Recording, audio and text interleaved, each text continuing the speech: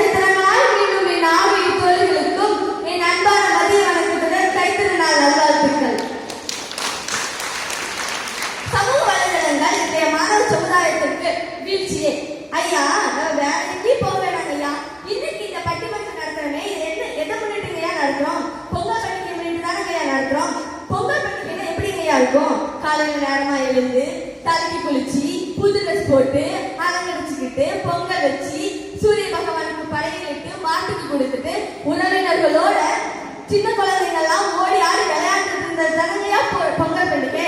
ஆனா இப்ப இருக்கிற பொங்கல் பண்டிகை எப்படி இருந்தாங்க இருக்குது? நடுவில் ஒரு பொங்கல் பானை, 2 பக்கம் 2 கரும்பு, ஒரு மாடு, தைத்திருநாள் நல்வாழ்த்துக்கள், ஒரு வாசகத்தோட ஸ்டேட்டஸ் தான் இந்த பண்டிகை முடிந்தது. அப்படித்தானே இன்றைய சமுதாயம் பண்டிகைகளை கொண்டாடிட்டு இருக்குது. பண்டிகைகளில் பாரம்பரியத்தையும் மறந்த மாணவ சமுதாயம் எப்படிங்கய்யா வளர்ச்சி அடையும், வீழ்ச்சி தானே அடையும்? ஒரு குடும்பம் அப்படின்னா அம்மா சமைச்சு குடும்பத்தில் இருக்கிற எல்லாரும் ஒன்னா உட்காந்து சுதந்திரங்களை பகிர்ந்துட்டு சாப்பிடுற உணவு தானேயா உடலுக்கும் மனதுக்கும் ஆரோக்கியம். இன்னைக்கு கிச்சன்ல இருந்து அம்மா போன்றாங்க பெட்ரூம்ல இருக்கிற பையனுக்கு, தம்பி சாப்பிட வைப்பா, அவனை ஜொமேட்டோல ஆர்டர் பண்ணி சாப்பிடமா அப்படிங்கிறான். ஒரு குழந்தை சாப்பிடலைன்னா உடனே அந்த குழந்தை கையில போனை கொடுத்து சாப்பிட வைக்கிறாங்க. அந்த குழந்தைக்கு பசிச்சு சாப்பிடுறதும் தெரிய மாட்டேங்குது, பசிய மீறி சாப்பிடுறதும் தெரிய மாட்டேங்குது. அம்மா சீரியலோட சாப்பிடுறதும், அக்கா இன்ஸ்டா ரீல்ஸோட சாப்பிடுறதும், தம்பி பப்ஜி கேம்ஸோட சாப்பிடுறதும், அப்ப யூடியூப் வீடியோஸோட சாப்பிடுறதும் இன்றைய மாணவ சமுதாயத்தோட வழக்கமா இருக்குது. உணவுகளையும் உணர்வுகளையும் மறந்த சமுதாயம் வீழ்ச்சி தானங்கையே அடையும். அந்த ஸ்மோட்டாவில் ஆர்டர் பண்றதுங்கிறது உங்களுக்கு புரியுதா? எத்தனை பேருக்கு புரியல? கை தூங்க. எல்லாத்துக்கும் புரியுது. எல்லாமே ஆர்டர் பண்ற வேலையை தான் இருப்பீங்க போட்டு. அம்மா சமைச்சு சாப்பிடறவங்க ஒரு ஆள் கூட இருக்க மாட்டீங்களா? சொல்லுங்க ஐயா. இன்னைக்கு வீடியோஸ் பார்த்து நிறைய கத்துக்கணும்னு சொல்றாங்க. நல்லதே இந்த வீடியோல பார்த்தாலும் அது மட்டுமாங்க ஐயா வருது, விளம்பரம்னு ஒன்று வருதுங்க ஐயா. அந்த ஆடை எப்படி இருக்குன்றீங்க, பார்த்த உடனே கண்ணை கவர்ற மாதிரி இருக்கும். ஒரு பைக்கா இருக்கட்டும், போனா இருக்கட்டும், ட்ரெஸ்ஸா இருக்கட்டும், மேக்கப் திங்ஸ் முதற்கொண்டு கிளாசரிஸ் வரைக்கும் பார்த்த உடனே கடன் வாங்கியாச்சும் வாங்கணும் அப்படின்ற அளவுக்கு அந்த விளம்பரம் இருக்கு. ஒரு மாணவர் படிப்பு சம்பந்தப்பட்ட விஷயத்தை பார்த்துட்டு இருந்தாலும் நடுவில் ஒரு ஆட் வரும், பொங்கல் சிறப்பு பண்டிகையை முன்னிட்டு ஆஃபர் போட்டிருக்கோம் அப்படின்னு சொல்லி 8 லட்சம் ரூபாய் பைக்க 7,99,999 ரூபாய் மட்டும் அப்படின்னு வருவாங்க. ₹1 குறைச்சது ஆஃபராங்க ஐயா. அதை அவன் பார்த்துட்டு வீட்டு அடம்பிடிப்பான், எனக்கு பைக் வாங்கி கொடுத்தேன்னா அவன் அடம்பிடிப்பான். அப்பா பையன் அனுப்பிக்கிறானே சொல்லி கடனை உடனே வாங்கி கொடுத்தா இன்ஸ்டா ரீல்ஸ்ல போஸ்ட் போடுறேன்னு சொல்லி வீடியோ எடுத்து போஸ்ட் கவர்ல கொண்டு விட வேண்டியது. பைக் வாங்க கடனே இப்படிப்பட்ட மாணவ சமுதாயம் வீழ்ச்சி தானே சந்திக்கும். ஒரு டாக்டர் ஒருத்தர் சொன்னாங்க இல்லையா, ஒவ்வொரு ஆர்வமும் தயாரிக்கும் போது டோபமைன் அப்படிங்கிற ஹார்மோனை இன்க்ரீஸ் பண்ற மாதிரி நம்ம டிசைன் பண்றாங்க இல்லையா. அந்த ஹார்மோன் நம்மளை அடிக்ட் பண்ற அளவுக்கு இருக்குது அப்படின்னு சொல்றாங்க. இப்படி அடிக்ஷன்ல போறதுக்காகவே தயாரிக்கிற ஆப்ஸ் எப்படிங்கய்யா நமக்கு வளர்ச்சி கொடுக்கும், வீழ்ச்சி தானே கொடுக்கும்? ஒரு நூலகம் திறக்கப்பட்டால் 100 சிறைச்சாலைகள் மூடப்படும் சொல்லுவாங்க ஐயா. சமீபத்தில் ஒரு வாசகம் படிச்சுங்க ஐயா. அலமாரியில் ஒரு இறந்த உடல் கண்டுபிடிக்கப்பட்டது, அதன் பெயர் புத்தகம். விசாரணையில் கொலையாளி மொபைல் போன் என்று கண்டறியப்பட்டது.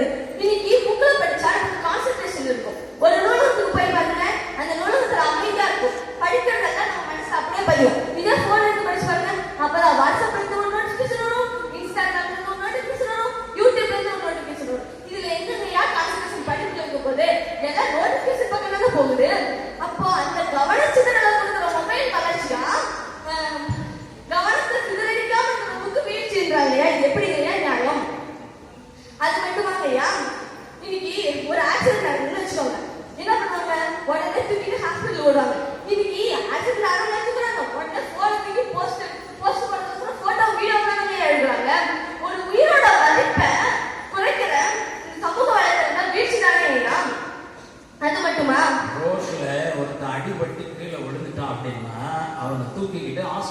போறதுக்கு முயற்சி பண்றதில்லை.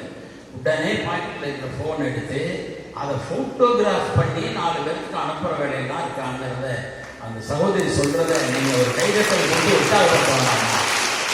எத்தனை பெரிய வீழ்ச்சி இல்லையா? ஐயா ஒரு நாள் சின்ன பிள்ளைங்க கேம் விளையாடுவாங்க, கல்லாக்குழி விளையாடுவாங்க ஐயா, கழுத்தை கற்றுக்கிறது, சதுரங்க விளையாடுவாங்க ஐயா, போர் புரிய கற்றுக்கிறது. அப்புறம் இந்த உயிர் கொடுக்கல் ஒரு விளையாட்டு விளையாடுவாங்க ஐயா. உயிர் கொடுக்கல் ஒரு பையன் தொடக்குவான், மீதி இருக்க பசங்களாம் ஓடுவாங்க ஐயா. ஓடுறவனுக்கு ஓட முடியல மூச்சு வாங்கிடுச்சுன்னா தலையில கழிச்சு உயிர் உட்காந்துவான். கூட இருக்கிற நண்பன் அவனை தொட்டு உயிர் கொடுத்து எழுதி கொடுக்கும். இப்படியாப்பட்ட உயிர் கொடுக்கிற விளையாட்டை விட்டுட்டு இன்னைக்கு விளையாடுறாங்க பப்ஜி, ஃப்ரீ ஃபயர். அங்க ஒருத்த போற அவனை சொல்லுடா, நீ இவனை சொல்லுடா. இப்படி ஒரு மாணவ கொலையாளியா இருக்கிற சமூக வலைதளம் வீழ்ச்சி தானே ஐயா. செல்போன்லயே எப்ப பார்த்தாலும் விரல வெட்டிட்டே இருக்காங்க. அது உயிர் வராதா? வராது. சரி ஐயா, என்னோட ஃப்ரெண்டு நம்ம முத்துக்குள முருகன் கோயிலுக்கு வரதுக்கோசரம் கூகுள் மேப் போட்டு பார்த்துருக்காங்க ஐயா. 1 மணி நேரத்துல வர வேண்டிய சாலை 2.5 மணி நேரம் பண்ணி விட்டுருக்குதுங்க ஐயா. இதுக்கு எந்த கேட்டுட்டாலே நான் வந்து சொல்லியிருப்பேங்க ஐயா. கேட்டா கூகுள் போய் சொல்லாதுன்னு சொல்லுவாங்க ஐயா. சமூக வலைதளங்கள் ஆர்டர் சொல்லி நானும் ஒரு ட்ரெஸ் ஒன்று ஆர்டர் பண்ணேங்க ஐயா. புத்தாண்டுக்கு புது துணியா ஒன்று போடலான்னு 1 வாரத்துக்கு முன்னாடியே ஆர்டர் பண்ணேங்க ஐயா. பொங்கல் வந்து சின்ன ட்ரெஸ் வரலங்க ஐயா. பொங்கலுக்காச்சு போடலான்னு இப்படி போற சமூக வலைதளங்கள் இருக்குதுங்க ஐயா. பே பண்ணீங்களா இல்லையா? அது கேஷ் ஆன் ஐயா. இதுதான் வரமாட்டேங்குது. ஒரு வீடியோ ஒன்று பார்த்தீங்கய்யா. 2 பேர் ஒரு வீட்டுக்கு திருட போறாங்க. ஒருத்தன் அந்த நாட்டுக்கடையில் தான் சாமி இருக்குது எடுத்து போறான்றான். உள்ள போய் பெட்ரோல படுத்துக்கிட்டு வந்து சாப்பிட்டு அந்த அலமாரியில வலது பக்கம் நகை இருக்குது, இடது பக்கம் பணம் இருக்குதா எடுத்து போறான்றான். எடுத்துட்டு எல்லாத்தையும் வீட்டை பிடிச்சி அதே நாட்டுக்கடையில சாமி வச்சுட்டு வெளியே வரான். இன்னொருத்த கேட்கறான், எப்படி உனக்கு இதெல்லாம் தெரிஞ்சு?